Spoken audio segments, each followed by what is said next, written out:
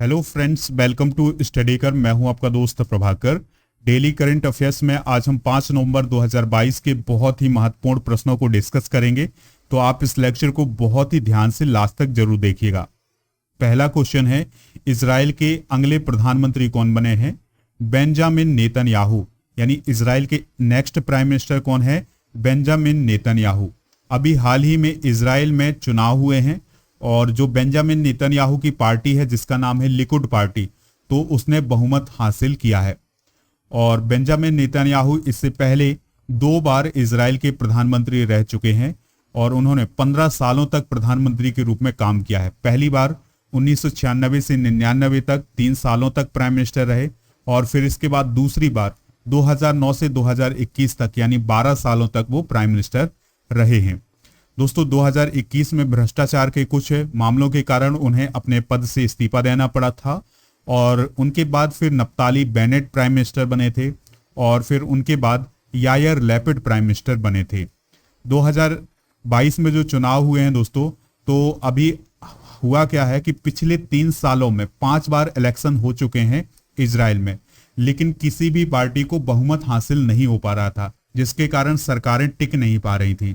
तो अब फाइनली हुआ क्या है कि इस बार 5वीं बार जो इलेक्शन हुआ है उसमें जो वहां की संसद है उसमें 120 सीटें हैं। तो अब 64 सीटें जो हैं वो लिकुड पार्टी और उसके गठबंधन को प्राप्त हुई हैं। तो अब बेंजामिन नेतन्याहू जो हैं 15 नवंबर को प्रधानमंत्री पद की शपथ लेंगे।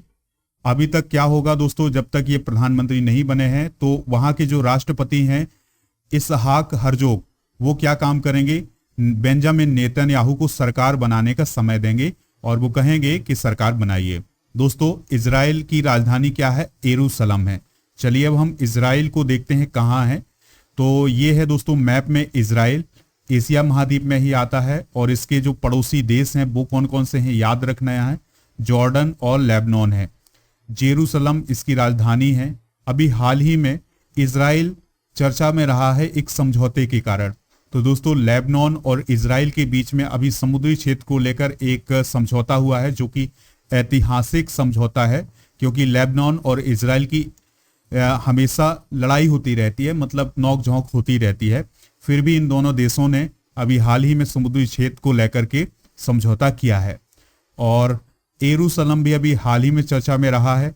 दोस्तों, होता क्या है कि इजराइल की कैपिटल कहीं कहीं आपको यरूशलेम मिलेगी, कहीं कहीं आपको तेल अवीव मिलेगी। तो कुछ देश जो हैं वो इजराइल की जो कैपिटल है उसे यरूशलेम मानते हैं और कुछ तेल अवीव मानते हैं। तो अभी हाल ही में ऑस्ट्रेलिया ने क्या कहा है कि वह इजराइल की राजधानी को यरूशलेम नहीं मानेगा, अब वो तेल अवीव मानेगा। ठीक है, जबकि 2018 में ऑस्ट्रेलिया के द्वारा यह कहा गया था कि इजराइल की कैपिटल जो है वो यरूशलेम है। अगला प्रश्न है, गंगा उत्सव का आयोजन कहाँ शुरू हुआ है? नई दिल्ली में शुरू हुआ है। तो दोस्तों, इसका उद्घाटन किसने किया है? तो केंद्रीय संस्कृति मंत्री हैं जी किशन रेड्डी। तो उनके द्वारा गंगा उत्सव का जो कार्यक्रम है उसका उद्घाटन किया गया है और ये 4 नवंबर को शुरू हुआ है। कहाँ पर? नई दिल्ली के मेजर ध्यानचंद स्टेडियम में। दोस्तों, गंगा उत्सव को मनाने का जो प्रमुख उद्देश्य है वो क्या है? तो लोगों को नदी के बारे में अवेयर करना, नदियों के बारे में अवेयर करना। इसके अलावा जो नदी घाटी परियोजनाएं चल रही हैं, जो भी प्रोजेक्ट चल रहे हैं उनके बारे में लोगों को अवेयर कराना। दोस्तों, इस उत्सव की शुरुआत 2017 से की गई थी। अगला प्रश्न है, लखपति दीदी योजना किस राज्य में शुरू की गई है? तो यह उत्तराखंड में शुरू की गई है। तो दोस्तों, उत्तराखंड के जो मुख्यमंत्री हैं पुष्कर सिंह धामी, तो उन्होंने 4 नवंबर 2022 को देहरादून में लखपति दीदी योजना की शुरुआत की है। इस योजना का उद्देश्य है कि जो महिलाएं हैं उनको सशक्त बनाया जाए और महिलाओं को सशक्त बनाने के लिए सरकार का एक प्रयास है कौन? लखपति दीदी योजना। इस योजना का उद्देश्य क्या है कि 2025 तक, कब तक दोस्तों? 2025 तक 1,25,000 महिलाओं को इस प्रकार से सक्षम बनाया जाए कि वो एक वर्ष में 1 लाख रुपए कमा सकें। ठीक है, तो इसी योजना को कहा गया है लखपति दीदी योजना। कुछ प्रमुख योजनाएं डिस्कस करते हैं। मुख्यमंत्री उद्यम क्रांति योजना मध्य प्रदेश से रिलेटेड है। हिम पहरी योजना उत्तराखंड, दलित बंधु योजना तेलंगाना, कौशल्या मातृत्व योजना छत्तीसगढ़, आमा योजना सिक्किम, बहनी योजना सिक्किम, मुख्यमंत्री चा श्रमिक कल्याण प्रकल्प योजना त्रिपुरा, इस्माइल योजना सामाजिक न्याय और अधिकारिता मंत्रालय, स्वामित्व योजना पंचायती राज मंत्रालय, केसीआर किट योजना तेलंगाना राज्य से संबंधित है। देखिए अब यहां पर बात आई थी उत्तराखंड की, तो उत्तराखंड के बारे में कुछ इंपॉर्टेंट जानकारी डिस्कस करते हैं। उत्तराखंड का गठन 9 नवंबर सन 2000 को हुआ था और भारत का यह 27वां राज्य बना था सन 2000 में। इसका निर्माण उत्तर प्रदेश से हुआ था। उत्तराखंड को हम देवभूमि भी बोलते हैं। इसमें 13 जिले शामिल हैं दोस्तों। यहाँ के मुख्यमंत्री कौन है? पुष्कर सिंह धामी है। और राज्यपाल कौन है? गुरमीत सिंह है। कौन है दोस्तों? गुरमीत सिंह। अगला प्रश्न है, ऑर्डर ऑफ ऑस्ट्रेलिया अवार्ड से किसे सम्मानित किया गया है? तो अमित दास गुप्ता को अभी हाल ही में ऑर्डर ऑफ ऑस्ट्रेलिया अवार्ड से सम्मानित किया गया है। ठीक है दोस्तों, तो अमित दास गुप्ता की अगर हम बात करें तो वह एक पूर्व भारतीय राजनयिक हैं, लेखक हैं और एक टीचर हैं। अमित दास गुप्ता 2009 से 2012 तक ऑस्ट्रेलिया में भारत के महावाणिज्यिक दूत भी रह चुके हैं। दोस्तों, ऑर्डर ऑफ ऑस्ट्रेलिया अवार्ड की बात करें तो यह 1975 में शुरू किया गया था और इसका उद्देश्य है ऑस्ट्रेलियाई और अन्य नागरिकों को सम्मानित करना जिन्होंने ऑस्ट्रेलिया के विकास में और अन्य क्षेत्र में महत्वपूर्ण योगदान दिया है। देखिए यहां पर अवार्ड की बात आई है तो हाल ही में प्रदान किए गए कुछ प्रमुख अवार्ड डिस्कस कर लेते हैं। कर्नाटक रत्न किसे दिया गया है दोस्तों? पुनीत राजकुमार को। पुनीत राजकुमार की 2021 में मृत्यु हो गई थी। अब 2022 में कर्नाटक सरकार के द्वारा कर्नाटक रत्न पुरस्कार दिया गया है। बांग्लादेश की प्राइम मिनिस्टर हैं शेख हसीना, तो उनके द्वारा एडवर्ड एम कैनेडी को फ्रेंड ऑफ लिबरेशन बार सम्मान से सम्मानित किया गया है। RRR मूवी को सर्वश्रेष्ठ अंतर्राष्ट्रीय फिल्म के लिए सैटर्न अवार्ड प्राप्त हुआ है। अभी हाल ही में यूक्रेन के लोगों को यूरोपीय यूनियन के द्वारा सखारोव फ्रीडम प्राइज दिया गया है। प्रधानमंत्री आवास योजना अर्बन अवार्ड 2021 किसे प्राप्त हुआ है? उत्तर प्रदेश को प्राप्त हुआ है क्योंकि उसने सर्वोच्च स्थान हासिल किया है। श्रीलंका के लेखक हैं सेहान करुणा तिलका, तो उन्हें अभी हाल ही में 2022 का बुकर सम्मान प्राप्त हुआ है। हैदराबाद को अभी हाल ही में वर्ल्ड ग्रीन सिटी अवार्ड प्राप्त हुआ है। अगला प्रश्न है, सीआरपीएफ की कितनी महिला अधिकारियों को महानिरीक्षक यानी आईजी के रूप में नियुक्त किया गया है? तो दोस्तों 2 महिला अधिकारियों को आईजी बनाया गया है और ऐसा पहली बार हुआ है। ठीक है दोस्तों, तो सीआरपीएफ के इतिहास में पहली बार हुआ है कि किसी महिला अधिकारी को आईजी बनाया गया है यानी महानिरीक्षक बनाया गया है। तो वो 2 महिलाएं कौन कौन सी हैं दोस्तों? एनी अब्राहम को रैपिड एक्शन फोर्स में आईजी बनाया गया है और जो सीमा ढूंढिया हैं उन्हें बिहार सेक्टर का आईजी बनाया गया है। सीआरपीएफ 1986 में महिलाओं को युद्ध में शामिल करने वाला पहले केंद्रीय सशस्त्र पुलिस बल था, इसको आप याद रखिएगा। दोस्तों आईजी की बात करें तो सीआरपीएफ में सेक्टर का प्रमुख आईजी कहलाता है। वर्तमान में सीआरपीएफ के महानिदेशक कौन है? सुजॉय लाल थाउसेन। बात करते हैं सीआरपीएफ की, तो दोस्तों सेंट्रल रिजर्व पुलिस फोर्स इसका फुल फॉर्म होता है और भारत के जो केंद्रीय सशस्त्र बल हैं उसमें सबसे बड़ा बल है कौन?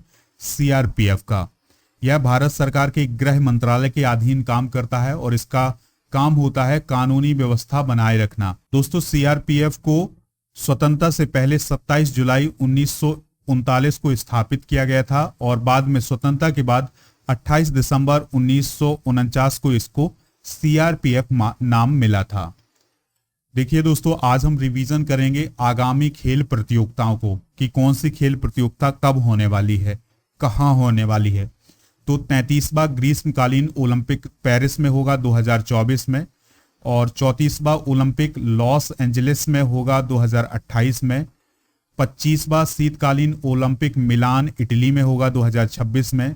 23वां राष्ट्रमंडल खेल जो है वो विक्टोरिया ऑस्ट्रेलिया में होंगे 2026 में।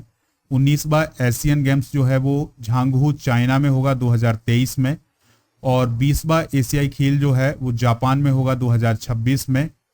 और इसके अलावा 22वां फीफा वर्ल्ड कप कतर में होगा, 2022 में अभी होने वाला है दोस्तों। और 9वां महिला फीफा विश्व कप ऑस्ट्रेलिया और न्यूजीलैंड में होगा 2023 में। 13वां क्रिकेट विश्व कप भारत में होगा 2023 में। और पुरुष T20 वर्ल्ड कप जो है वो ऑस्ट्रेलिया में होगा 2022 में, जो कि अभी हाल ही में चल ही रहा है। देखिए अगला प्रश्न है, और अगला प्रश्न डिस्कस करने से पहले आपको बता दें कि अगर आप इस वीडियो का PDF प्राप्त करना चाहते हैं वो हमारे ऐप से प्राप्त कर सकते हैं। ऐप का लिंक डिस्क्रिप्शन बॉक्स में दिया गया है, तो वहां पर आपको इसका PDF मिल जाएगा। इसके अलावा अगर आप इस वीडियो का टेस्ट भी देना चाहते हैं तो वो टेस्ट भी आपको वहीं पर उपलब्ध है, जिससे आप रिवीजन भी कर सकेंगे। तो आप ऐप को डाउनलोड करिएगा, डिस्क्रिप्शन में उसका लिंक दिया गया है। चलिए फ्रेंड्स, अगला प्रश्न डिस्कस करते हैं। कॉलिंस डिक्शनरी ने किसको वर्ड ऑफ द ईयर 2022 चुना है? वर्ड ऑफ द ईयर चुनने का अर्थ यह है कि वह कौन सा शब्द था जो ज्यादा प्रभावकारी था। तो दोस्तों इस साल कॉलिंस डिक्शनरी के द्वारा परमा क्राइसिस नाम के शब्द को वर्ड ऑफ द ईयर चुना है। तो याद रखिएगा, इसका अर्थ होता है अस्थिरता और असुरक्षा की विस्तारित अवधि। और दोस्तों यह शब्द जो है यूक्रेन युद्ध को इंगित कर रहे हैं, यूक्रेन युद्ध की तरफ बता रहा है यह शब्द। तो आपको याद रखना है, कॉलिंस डिक्शनरी के द्वारा वर्ड ऑफ द ईयर किसे चुना है? परमा क्राइसिस को चुना है। अगला प्रश्न है, स्वतंत्र भारत के पहले मतदाता श्याम शरण नेगी किस राज्य से संबंधित है जिन्होंने अभी हाल ही में वोटिंग की है? तो दोस्तों श्याम शरण नेगी जो हैं वो स्वतंत्र भारत के पहले मतदाता हैं और उन्होंने अभी हाल ही में हिमाचल प्रदेश में वोटिंग की है। और कौन सी बार उन्होंने वोटिंग की है? तो 34वीं बार वोटिंग की है, यानी उन्होंने अपने जीवन काल में 34 बार वोटिंग की है। तो उनकी उम्र है 106 वर्ष और नाम क्या है? श्याम शरण नेगी, और वो हिमाचल प्रदेश राज्य से रिलेशन रखते हैं और वो स्वतंत्र भारत के पहले मतदाता हैं। दोस्तों स्वतंत्र भारत के पहले मतदाता सेवानिवृत्त अध्यापक हैं कौन? श्याम शरण नेगी। तो उन्होंने पहली बार कल्पा में अपने घर से बैलेट पेपर से, जो हिमाचल प्रदेश के चुनाव हो रहे हैं 14वीं विधानसभा के लिए 2022 में, तो उसके लिए उन्होंने वोटिंग की है। 2014 से हिमाचल में चुनाव आइकॉन कौन है? श्याम शरण नेगी है। दोस्तों श्याम शरण नेगी ने 1951 से हर चुनाव में मतदान किया है। तो आपको याद रखना है, स्वतंत्र भारत के पहले मतदाता कौन है? श्याम शरण नेगी। अगला प्रश्न है, दुनिया का सबसे शक्तिशाली रॉकेट फाल्कन हैवी को किसने लॉन्च किया है? तो दोस्तों दुनिया का सबसे शक्तिशाली जो रॉकेट है उसका नाम है फाल्कन हैवी। तो इसको अभी हाल ही में किसके द्वारा लॉन्च किया गया है? स्पेस एक्स के द्वारा लॉन्च किया गया है। तो स्पेस एक्स जो है वो स्पेस के क्षेत्र में काम करने वाली एक निजी कंपनी है, जिसके मालिक हैं कौन? Elon Musk. तो उस कंपनी ने अभी हाल ही में फाल्कन हैवी नाम की जो रॉकेट है उसको लॉन्च किया है, और उसमें जो अमेरिकी स्पेस फोर्स है उसके जो कुछ सैटेलाइट हैं उनको अंतरिक्ष में भेजा है। और इस मिशन को नाम दिया गया था USSF 44। तो इस मिशन के तहत इसको लॉन्च किया गया है। दोस्तों स्पेस एक्स ने इससे पहले 2018 में फाल्कन हैवी को लाल रंग की टेस्ला कार और एक डमी अंतरिक्ष यात्री के साथ लॉन्च किया था, और अब फाइनली जो है उसने अमेरिका के जो सैटेलाइट हैं उसको अंतरिक्ष में भेजा है। ठीक है, एलन मस्क की बात आई है तो ट्विटर के नए मालिक कौन बने हैं? एलन मस्क बने हैं। ठीक है, याद रखना है आपको। अगला प्रश्न है, एनर्जी एफिशिएंसी सर्विसेज लिमिटेड यानी EESL के CEO कौन बने हैं? तो वो बने हैं दोस्तों विशाल कपूर। कौन बने हैं? विशाल कपूर। तो एनर्जी एफिशिएंसी सर्विसेज लिमिटेड ने विशाल कपूर को अपना CEO नियुक्त किया है। इससे पहले विशाल कपूर ने बिजली मंत्रालय में संयुक्त सचिव के रूप में अपना कार्यकाल पूरा किया है। अगर हम बात करें दोस्तों EESL की, इसका मुख्यालय नई दिल्ली में है और इसकी स्थापना कब हुई थी? 2009 में हुई थी।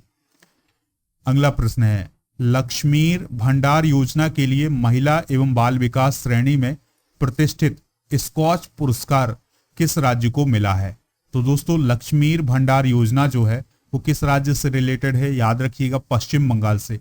और इसी योजना के लिए जो महिला एवं बाल विकास मंत्रालय है उसके द्वारा स्कॉच पुरस्कार प्राप्त हुआ है। सॉरी, महिला एवं बाल विकास श्रेणी में स्कॉच पुरस्कार मिला है।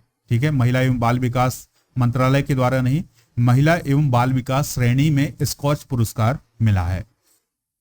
दोस्तों, लक्ष्मी भंडार योजना को पश्चिम बंगाल की सरकार ने अगस्त 2021 में शुरू किया था और इस योजना में राज्य सरकार परिवार की महिला मुखिया को अनुदान देती है ताकि महिलाएं क्या हो सकें, सशक्त हो सकें। महिलाओं को आर्थिक सहयोग देने के लिए राज्य सरकार ने इस योजना को शुरू किया था। अब हम बात करते हैं स्कॉच अवार्ड की या स्कॉच पुरस्कार की। तो इसे 2003 में स्थापित किया गया था। इसका उद्देश्य है लोगों, परियोजनाओं और संस्थानों को मान्यता देना जो भारत को बेहतर राष्ट्र बनाने में अतिरिक्त प्रयास कर रहे हैं। स्कॉच पुरस्कार शासन, समावेशी विकास, टेक्नोलॉजी, कॉरपोरेट लीडरशिप, नागरिक सेवा वितरण, क्षमता निर्माण के सशक्तिकरण के लिए दिया जाता है। बात आई है यहाँ पर पश्चिम बंगाल की, तो कैपिटल है कोलकाता। राज्यपाल का अतिरिक्त प्रभार किसे दिया गया है, ला गणेशन को दिया गया है। मुख्यमंत्री कौन है, अभी वर्तमान में ममता बनर्जी हैं।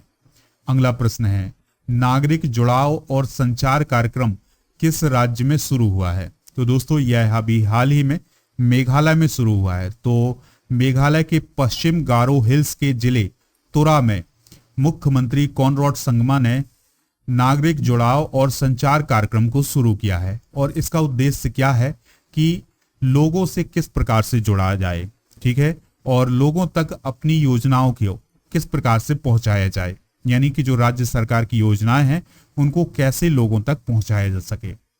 यहाँ पर बात आई है मेघालय की। तो दोस्तों, मेघालय की लोकेशन आप ये देख पा रहे हैं, पूर्वोत्तर का राज्य है और अगर हम इसके पड़ोसी राज्य की बात करें तो वो केवल असम है और इसकी सीमा बांग्लादेश से भी लगती है।